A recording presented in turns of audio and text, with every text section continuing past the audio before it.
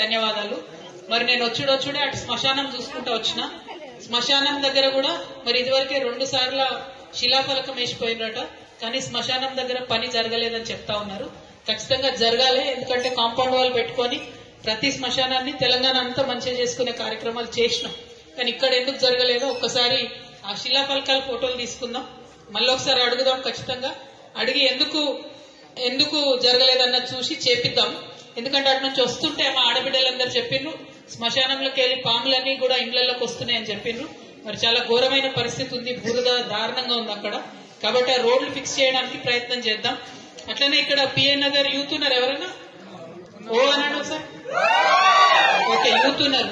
అంటే యూత్ కి నేను ఇచ్చేది ఏంటంటే, నేను చెప్పేది ఏంటంటే, ఇక్కడ మీరు ఒక శిలాఫలకం చూస్తున్నారు మీ ట్రాన్స్ఫార్మర్ పక్కన. మొన్న జూలై వేసిరు 20 లక్షలతోని అని చెప్తున్నారు. మరి 20 లక్షలతో రోడ్ వేసి ఇక్కడైతే కొంచెమన్నా రోడ్ కనబడాలి, కనబడతలేదు కదా. జూలైలో వేసిరు, అది ఇవాళ నవంబర్ వస్తుంది.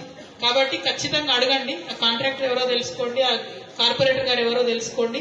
వెళ్ళి అన్న మరి శిలాఫలకం వేసిపోయింది, రోడ్ ఏమైందని దయచేసి అడగమని కోరుతా ఉన్నాను.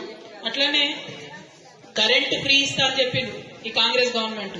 మరి కొంతమందికి వస్తుంది, కొంతమందికి వస్తలేదు. రానోళ్ళని పూర్తిగా అడిగిందే లేదు. అదేవిధంగా ఇంద్రం ఇండ్లు ఇస్తామని చెప్పిండ్రు.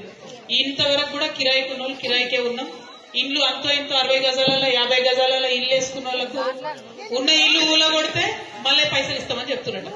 ఓకే, రేవంత్ రెడ్డి మాట నమ్మి ఉన్న ఇల్లు ఊలగొట్టుకున్నాం అనుకో, కిరాయికి వచ్చేది లేదు, ఏం లేదు. ఆయన మాట నమ్మినాం 2 ఏళ్ల కింద, ఏమైంది? ఇగో తెల్లారి పోయి పెన్షన్ తెచ్చుకోండి 4,000 అన్నారు. ఇంతవరకు దిక్కు దివానం లేదు, అవునా?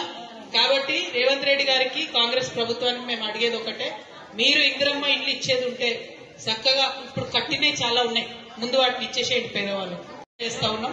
అట్లనే పెన్షన్లు విధవరాన్లైనటువంటి వాళ్ళకి ఎవ్వరికి కూడా పెన్షన్లు వస్తలేవు.